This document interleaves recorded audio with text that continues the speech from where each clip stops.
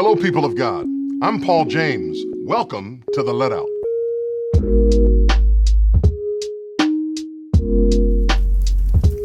This past week, we talked about embracing differences.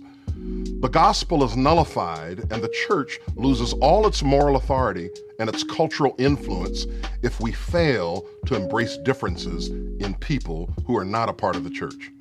To embrace people at the point of their differences does not mean I agree with them or that I endorse their lifestyle or their point of view, but it simply means to pull them close and to hold them close to me as an expression of love. It also means to seek to understand rather than to be understood. There are 4 good reasons why believers of Jesus Christ should embrace differences in other people. Firstly, because behavior is not always the best indicator of the heart. My lifestyle that is deviant from the Christian ethic may or may not reflect the state of my heart towards God and towards spiritual things. Jesus said in Matthew 9, "The harvest is plentiful, but the laborers are few." Jesus is indicating that many people are ready to have a relationship with Him, but there are not enough believers to go after them. Secondly, because religion is not the best path to the kingdom. Jesus once said to the Pharisees that corrupt tax collectors and prostitutes will enter the kingdom before you do. What Jesus was saying is that those who don't know Him often are more receptive to the word than those of us who do know Him. That is, those who have sinned much love much. Those who supposedly have sinned little love very little. Thirdly, because the church is not the best incubator for revival.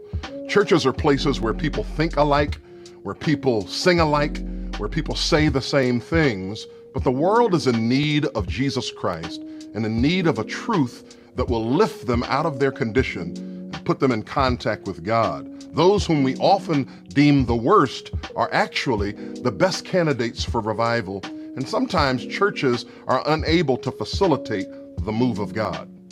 And fourthly, because the old is never the best facilitator of the new.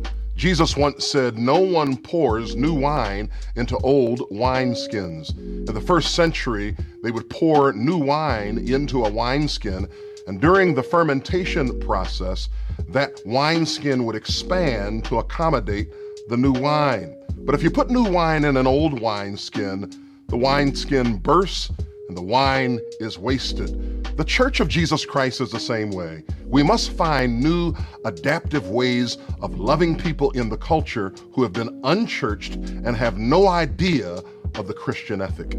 Here's a final thought. The Bible offers ethics for navigating human differences in 1 Peter 4, 7 and 8.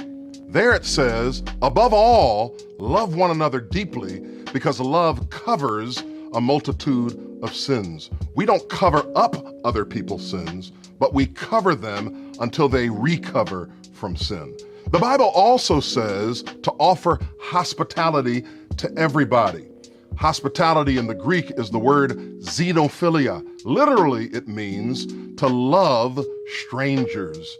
And the last thing is that we offer the grace of God to everyone in our lives, every day of our lives, so that people know that God loves them no matter what. Thanks for watching. Remember to like, comment, share, and subscribe to these videos. And I'll see you next time right here at The Let Out.